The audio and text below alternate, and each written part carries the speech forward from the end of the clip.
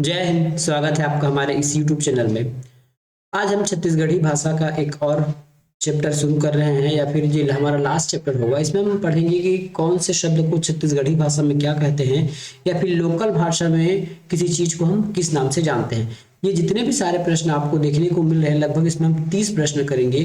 वे सभी प्रश्न पिछले एग्जामों में कभी न कभी पूछे गए हैं। तो चलिए शुरू करते हैं आज का प्रश्न। आज का पहला प्रश्न है, छत्तीसगढ़ी में कुसियार का मतलब क्या है, या फिर कुसियार क्या चीज है। आपको पता होगा कुसियार खाते सब लोग हैं, है ना, लेकिन कुसियार का मतलब बहुत कम लोग जानते होंगे। तो इसका उत्तर है गन्ना। गन्ना को ही कुसियार कहा जाता है। धान नहीं आएगा, केला नहीं आएगा, नारियल नहीं आएगा और ये नहीं आएगा। ठीक है। अगर हम नारियल की बात करें तो छत्तीसगढ़ी में इसको कहते हैं नरियर, न इस प्रकार से नरियर कहते हैं। केला को कहते हैं केरा। ठीक है। और धान को धान ही कहा जाता है। बकरी को छत्तीसगढ़ी में क्या कहते हैं? कोलिहा, बिलई, कुकुर, मुसवा या छेरी। तो बकरी को कहा जाता है छेरी। अब देखिए मुसवा क्या है, तो मुसवा जो छत्तीसगढ़ी नाम है, हिंदी नाम है इसका चूहा, और कुकुर का हिंदी नाम है कुत्ता। ठीक है। बिलई, कैट, जिसको हम कहते हैं बिल्ली, ये इसका हिंदी नाम है। और कोलिहा, है ना, इसको आप कमेंट करके बताइए कि कोलिहा का मतलब क्या होता है। निम्न में से कौन सा भिन्न है? घोंघी, बिच्छी, जोंकवा या फिर जोंक, छेरी या फिर मेकरा। देखिए ये जो घोंघी एक छोटा सा जंतु जीव है, बिच्छी भी एक छोटा जीव है, जोंक भी एक छोटा जीव है, और मेकरा भी एक छोटा सा जीव है। लेकिन छेरी जो है इनमें से बड़ा जीव है। छेरी मतलब होता है आपका बकरी। ठीक है। और मेकरा किसको कहते हैं? तो मकड़ी को कहते हैं मेकरा।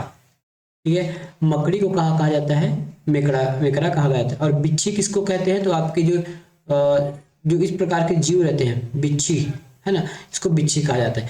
घोंघी, घोंघी आप इसको क्या, जैसे आप रेत में जाएंगे तो आपको छोटा सा व्हाइट कलर का शंख दिखेगा, छोटा छोटा, घोंघी, है ना, ये इसको घोंघी कहा जाता है। तो अंतर पूछा था, तो जो घोंघी है, बिच्छी है, जोंक है और मेकरा है, ये छोटे जीव है। लेकिन जो छेरी है, इन सभी के कंपेयर में छेरी एक बड़ा प्राणी है, एक बड़ा जीव है, इसलिए इसका आंसर हो जाएगा छेरी। पनही का अर्थ क्या होता है? पहनने की क्रिया, गलत। पनिहारिन, देखिए पनिहारिन का मतलब होता है जो पानी लेने जाते हैं। ठीक है। पहले इसका उत्तर देख लेते हैं, फिर इस पर चर्चा करेंगे। पनही का अर्थ होता है जूता। ठीक है। अब पनिहारिन लिखा है, पनिहारिन का मतलब वो है कि वे महिलाएं जो पानी लेने जाती है या फिर अपने सिर पर पानी लेकर आती है, उन महिलाओं के लिए एक शब्द उपयोग होता है छत्तीसगढ़ी में, उसको कहा जाता है पनिहारिन। गले का आभूषण पनही नहीं है और इनमें से कोई नहीं। तो उत्तर हमारा क्या है? जूता। अगला प्रश्न, हल का छत्तीसगढ़ी पर्याय क्या है? नांगल, नांगर, नकल, लांगल या फिर इनमें से कोई नहीं। तो हल को हम हिंदी में, छत्तीसगढ़ी में कहते हैं नांगर। ठीक है। हल को हम हिंदी में क्या कहते हैं? नांगर। कुछ इस प्रकार से रहता है ये। कुरा ससुर का अर्थ क्या होता है ना? कुरा ससुर का अर्थ होता है मतलब अपने पति के बड़े भाई को हम कुरा ससुर कहते हैं। अपने पति के बड़े भाई को हम सुरख ससुर, जैसे मान लेते हैं ए और बी दो भाई हैं। ठीक है। ए और जो बी है दो बड़े भाई हैं, और इस बी की कोई पत्नी होगी। ठीक है। ये जो बी की पत्नी सी है, तो ये जो सी है इस बी को क्या मानेगी? पूरा ससुर मानेगी, क्योंकि ये बी भाई बड़ा है, ए छोटा है, ए छोटा है, बी बड़ा है। और ए की जो पत्नी है, ठीक है, ए की जो पत्नी है, इस बी ए की जो पत्नी है अपने पति के बड़े भाई को पूरा ससुर मानेगी। वहीं अगर उल्टा बात किया जाए तो ये जो बी की जो पत्नी है अपने पति के छोटे भाई को देवर कहेगी। क्या कहेगी? देवर। ठीक है। और ये जो ए की पत्नी है, मतलब छोटे भाई की जो पत्नी है, बड़े भाई को क्या कहेगी? पूरा ससुर कहेगी। ठीक है। पूरा ससुर, पूरा ससुर, इस प्रकार से। ठीक है। तो हम पूरा ससुर को क्या कहते हैं? जेठ भी कहते हैं। भाटो का मतलब क्या होता है? भाटो का मतलब होता है जीजा या फिर बहनोई। ठीक है। भाटो का मतलब होता है जीजा या फिर बहनी। खोरवा का मतलब क्या होता है? गली बुलाने वाला व्यक्ति, बिल्कुल नहीं, या गली या खो, बिल्कुल नहीं। तो खोरवा का मतलब होता है लंगड़ा, वैसा व्यक्ति जो एक पैर से लाचार है या फिर एक पैर से ही चलता है उसको हम कहते हैं खोरवा और हिंदी में लंगड़ा। दांत दिखाने वाले के लिए जो छत्तीसगढ़ी में शब्द उपयोग होता है उसका नाम है दंत निपो। देखिए सारे क्वेश्चन मैं आपको जो करा रहा हूं वो आपके एग्जाम में आए हुए प्रश्न है, ठीक है। कैसे प्रश्न है? एग्जाम में आए हुए प्रश्न है। लमचोची किसे कहते हैं? लालची, है ना, तो लालची नहीं है। लमचोची का अर्थ होता है लंबी चोंच वाली चिड़िया, ये उसको बोलते हैं ना लमचोची चिड़ई। तो और हाँ, अब दूसरी बात है चिड़िया को छत्तीसगढ़ी में क्या कहते हैं? तो चिड़िया को छत्तीसगढ़ी में चिड़ई, चिड़ई, ठीक है। चिड़िया को छत्तीसगढ़ी में कहते हैं चिड़ई। तो लमचोची का अर्थ हो गया लंबी चोंच वाली चिड़िया। ऊब के लिए छत्तीसगढ़ी में पर्याय क्या है? बरहट, सरवट, अस्कट। उब जाना मतलब अस्कट आ जाना। जैसे आप कोई भी चीज एक ही प्रकार से करते रहोगे, एक ही प्रकार का खाना खाते रहोगे, एक ही प्रकार से घूमते रहोगे, सोते रहोगे, खाना खाते रहोगे, पढ़ते रहोगे, तो इस प्रकार से आपको उब जाते हैं आप, है ना। तो उसी उब के लिए छत्तीसगढ़ी में शब्द है अस्कट।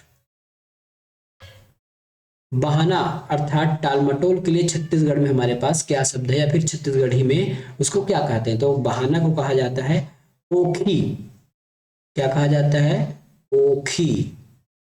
बहाना के लिए छत्तीसगढ़ी शब्द है ओखी। निंदा का पर्याय क्या है? निंदा का मतलब होता है ठोस, ठीक है। निंदा का मतलब होता है ठोस। अब ये देख लीजिए लगभग ये चीज कहाँ आपका उपयोग होता है? जब भी आप बाम्बू खरीदने जाएंगे या फिर बांस खरीदने जाएंगे, ठीक है।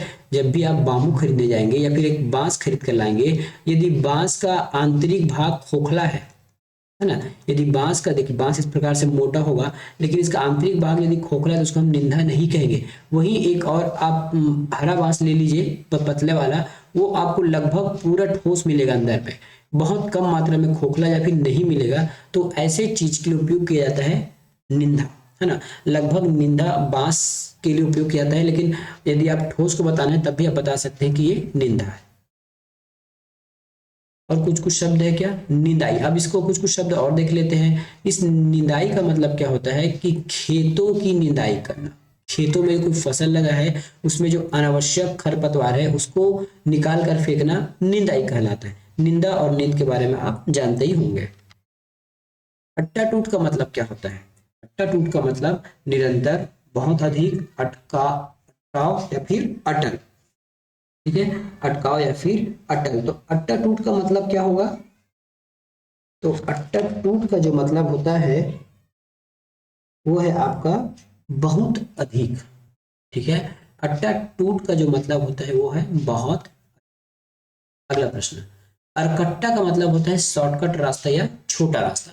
जैसे आप इसको ऐसे समझ लीजिए, मान लेते हैं ये खेत है, ठीक है। मान लेते हैं ये खेत है और ये स्थान ए है और ये बी है। तो आपके लिए इसमें दो रास्ते आपको मिलता है। एक तो ये है कि यदि आप इस प्रकार गमन करें, है ना, इस प्रकार गमन करें, नहीं ये, है ना, यदि खेत में बुआई चल रही है या फिर इसमें अनाज उगा हुआ है, धान उगा हुआ है, तब तो आप इस धान को क्रॉस करके नहीं जा सकते, है ना। तो आपके पास पहला ऑप्शन ये बचता है कि आप इस प्रकार, यदि कोई व्यक्ति को ए से बी तक आना है तो इस प्रकार चलता है। लेकिन वही यदि इस खेत में सूखा है, धान नहीं है, अनाज नहीं है, तब ए से बी जाने के लिए मुझे एक शॉर्टकट रास्ता मिलता है इस प्रकार से, ठीक है। अधिकतर आप गांव में तो इस खेत में ऐसे देखे होंगे। तो इस प्रकार के शॉर्टकट रास्ते के लिए अरकट्टा का उपयोग किया जाता है। मतलब वैसा छोटा रास्ता, यदि साइंस की भाषा में कहें तो क्या हो जाएगा हमारा? विस्थापन हो जाएगा, डिस्प्लेसमेंट, ठीक है। साइंस की भाषा में इसको हम डिस्प्लेसमेंट कहेंगे। और ऑप्शन के हिसाब से ये हो जाएगा हमारा छोटा रास्ता। प्रूफ करके देखिए, ए से बी तक जाने में यहां से यहां तक अगर गमन करेंगे तो ये लंबा रास्ता होगा। वहीं इस शॉर्टकट रास्ते में जिसको तिर्यक है, विस्थापन है ना, ये आपको कम समय लगेगा या फिर छोटा रास्ता होगा। तो ये अरकट्टा का मतलब यही होता है। छत्तीसगढ़ी शब्द झुलफुला का मतलब क्या होता है ना। झुलफुला का मतलब होता है सूर्यास्त का समय, ठीक है। झुलफुला का मतलब होता है सूर्यास्त का समय। ये प्रश्न पूछा गया था आपके एसीएफ 2017 में। अगला प्रश्न, निम्न में छत्तीसगढ़ी में जानवरों को बांधने के लिए जो रस्सी उपयोग की जाती है उसका नाम बताइए। ये क्वेश्चन हमने पहले भी किया था और देखिए ये 2 बार आपको पूछ दिया गया है। पहले भी 1-2 बार इस प्रश्न के बारे में चर्चा हुई है इसी सेशन में। निम्न में छत्तीसगढ़ी में जानवरों को बांधने के लिए रस्सी को क्या कहा जाता है? तो इसको कहा जाता है गिरमा, है ना। और किसी किसी स्थान में इसको गेरवा भी कहा जाता है, गेरवा। ठीक है, किसी किसी छत्तीसगढ़ी के किसी किसी स्थान में इसको गिरमा या फिर गेरवा के नाम से भी जाना जाता है, जिस रस्सी से हम जानवरों को बांधने का काम करते हैं। गिरी, अब गिरी का मतलब जैसे हम हमारे गांव साइड गिरी का मतलब होता है जैसे ये मटका है ना, ये मटका है। इस मटके को नीचे रखने के लिए ना एक गोल सब कुछ बनाया जाता है, चाहे वो कपड़े का हो या किसी और चीज का हो, ताकि ये मटका यहाँ से गिरे ना। मतलब मटका को रखने के लिए जो चीज गोल रखने के लिए बनाई जाती है वस्तु, उसको भी गिरी के नाम से जाना जाता है। कपिला का अर्थ क्या होगा? काले रंग की बकरी, बिल्कुल नहीं। काले रंग का भैंस, ऑप्शन गलत है। काले रंग का बैल, सफेद रंग की बकरी, और इनमें से कोई नहीं, है ना। तो इनमें से कोई नहीं हमारा ऑप्शन सही होगा। तो कपिला का मतलब क्या होता है? तो कपिला का मतलब होता है काले रंग का गाय।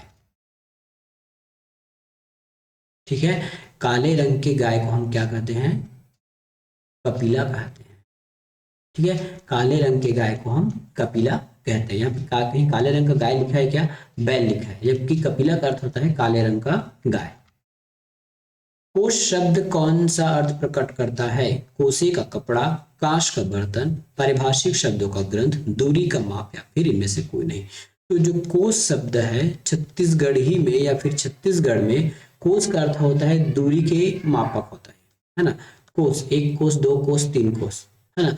तो जो कोस है वो दूरी का मापक है। तो कोस का मतलब हो जाएगा हमारा ऑप्शन नंबर डी, दूरी का माप।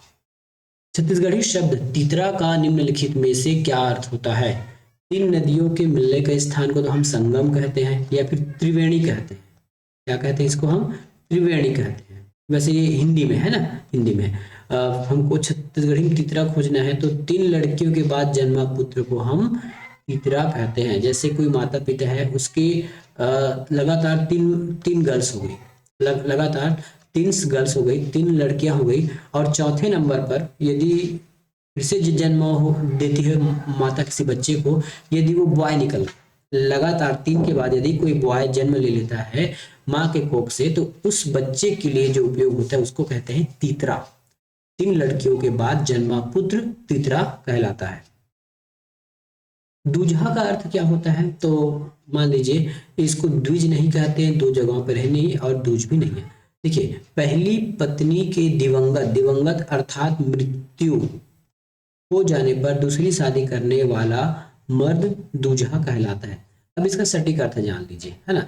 यदि ये कोई व्यक्ति है, ठीक है, ये कोई व्यक्ति है, इसकी पत्नी मर गई, ठीक है, हाँ, इसकी पत्नी मर गई। अब यदि ये शादी करना चाहता है, क्या दूसरा शादी करना चाहता है, ठीक है, करना चाहता है, तब हम इसको दूल्हा कहेंगे। ठीक है, तब इसको दूल्हा कहेंगे। लेकिन यदि कोई इस व्यक्ति का पत्नी की मृत्यु हो गई है और वो शादी करने का इच्छुक नहीं है या फिर शादी नहीं कर रहा है, तब उसके लिए हम दूल्हा शब्द का उपयोग नहीं करेंगे। हाँ, लेकिन कोई किसी की पत्नी मर चुकी है, अब वो दूसरा शादी करने को आतुर है, तब की स्थिति में हम उसको दूल्हा कहेंगे। ठीक है, अब ये दूल्हा शब्द किन के लिए होगा? यदि ये किसी के घर लड़की देखने गए जाएंगे, है ना, तो जो सामने वाले जो लड़की पक्ष वाले हैं वो लोग इसको दूल्हा कहकर पुकारेंगे। पुतली का अर्थ क्या होता है? बोतल का ढक्कन, संतरा का छिलका, इमली का बीज, नारियल का कड़ा छिलका। तो जो खोतली का मतलब होता है नारियल का कड़ा छिलका। जैसे आप नारियल को तोड़ते हैं तो ये कठोर आवरण रहता है, ऊपर में, बाहर में कठोर आवरण, और अंदर में रहता है नारियल। तो इस नारियल को निकालने के बाद जो कठोर आवरण बन जाता है, देखिए इस प्रकार से, है ना, हाफ कठोर आवरण आपको जब मिलता है, इसको हम कहते हैं खोतली। क्या कहते हैं? खोतली। रंधनी खोली का अर्थ क्या होता है छत्तीसगढ़ी में? रंगने का कमरा, गलत बात। रसोई के लिए कमरा, याद रख लिए। रंधनी, इससे ही पता चल जाएगा, रंधनी मतलब खाना बनाना, रांधना। देखिए सबसे पहली बात जो है रांधना। ये हमारे छत्तीसगढ़ी शब्द है। रांधना का अर्थ होता है खाना बनाना, खाना बनाना। ठीक है, क्या हो गया? खाना बनाना। और इससे मिलता जुलता आपका शब्द होता है रंधैया, रंधैया, है ना। तो खाना बनाने वाले को हम क्या कहते हैं? रंधैया। और खाने बनाने की प्रक्रिया को कहते हैं रांधना। और उसके लिए जो स्थान निश्चित होता है घरों में या किसी स्थान में, उसको कहा जाता है रसोई के लिए कमरा, उसी को कहते हैं रंधनी खोली। मतलब रंधनी खोली में रांधने का काम होगा और रंधैया लोगों के द्वारा ये काम होगा। तो ये जो रंधैया है ये हमारा एक संज्ञा है। ठीक है, और रांधना जो है ये क्रिया है। ठीक है, और जो रंधनी खोली है किसी स्थान का नाम है। पटंतर का मतलब क्या होता है? पटंतर का मतलब यहाँ उपमा से है। ठीक है, पटंतर का मतलब यहाँ से उपमा, मतलब इसकी कुछ विशेषताएं होती है। पटंतर एक मेनली किसी व्यक्ति का विशेषता है, यहाँ उसको उपमा के रूप में दिखाया गया है। ये क्वेश्चन आपके सीसेट में और आरडीए के क्वेश्चन में 2014 में पूछा गया है। पगरैत का अर्थ क्या होता है? ठीक है, क्या सीखा हमने? पगरैत का अर्थ क्या होता है? पगरैत, तो पगरैत मतलब होता है वर का पिता या फिर अभिभावक। ठीक है, पगरैत का मतलब होता है वर का पिता या फिर अभिभावक को हम पगरैत कहते हैं। ये शादी ब्याह के समय उपयोग किए जाने वाला शब्द है, हमेशा उपयोग नहीं होगा, शादी के समय ये उपयोग होगा। पति द्वारा त्यागी गई नारी को क्या कहा जाता है? परित्यक्ता, विमुक्तता, छड़वे, अलगाही या फिर इनमें से कोई नहीं। तो इसका आंसर है छड़वे। ठीक है, पति द्वारा त्यागी गई नारी को कहा जाता है छड़वे। इस राज्य में ग्रामों में पौनी पसरी, है ना, पौनी पसारी किसे कहते हैं? इस राज्य में पौनी पसारी किसे कहते हैं? ऑप्शन है आपके अन्न विक्रेता, ग्राम सेवादार, पौन एकड़ सड़क या फिर कपास का वृक्ष। इसका आंसर है ग्राम सेवादार को पौनी पसरी कहा जाता है। 2018 और 2017 का ये प्रश्न है। वह पुत्र जो कोख से अंतिम बार पैदा हुआ है उसको क्या कहते हैं? तो उसको बोलते हैं कोख पोछना। मतलब अंतिम बार पैदा, मतलब उसके बाद और कोई बच्चा पैदा नहीं हुआ है माँ के पेट से, उसी को कहा जाता है कोख पोछना, वो आखिरी है। मनुष्य का छत्तीसगढ़ी में पर्यायवाची क्या होगा? मनुष्य का छत्तीसगढ़ी में पर्यायवाची है मनखे। क्या है? मनखे।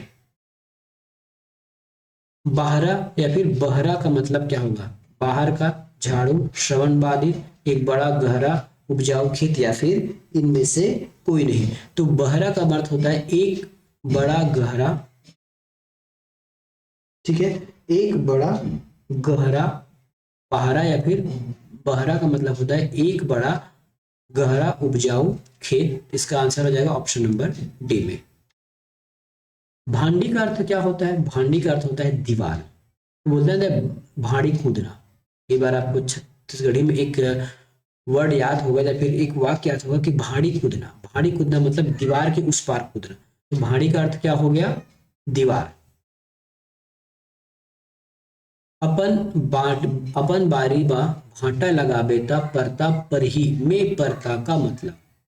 ठीक है, परता का मतलब होता है लाभ। मतलब अपने घर, यदि आप सब्जी बेचने वाले हैं तो बाहर से खरीद कर लाके बेचते तो आपको कम लाभ होगा, वहीं अपने ही घर में यदि उगाएं, है ना, तो आपको अधिक लाभ होगा और उसी को कहा जाता है परता। ठीक है, उसी को कहा जाता है परता। तो यहाँ परता का मतलब हो जाएगा लाभ से। कौन से युग्म असंगत है? ठीक है, कौन से युग्म में जो है असंगत है? देखिए, धुर्रा और धूल दोनों एक प्रकार के आपको समानार्थी अर्थ दे रहे हैं। उसी प्रकार रापा और फावड़ा एक प्रकार के शब्द हैं। थाली और फरिया इसमें कुछ अलग लग रहा है ना। लाबारी और झूठ एक प्रकार का है। तो जो असंगत कौन सा है हमारा? फरिया और थाली मैच नहीं कर रहा है, यही हमारा आंसर हो जाएगा। ठीक है, तो ये था हमारे छत्तीसगढ़ी वैसे शब्द जो एग्जाम में पूछे गए हैं। हमने 3 वीडियो में लगभग 90 से 95 प्रश्नों को या फिर 95 शब्दों का ज्ञान प्राप्त किया है और ये आपके किसी न किसी एग्जाम में पूछे गए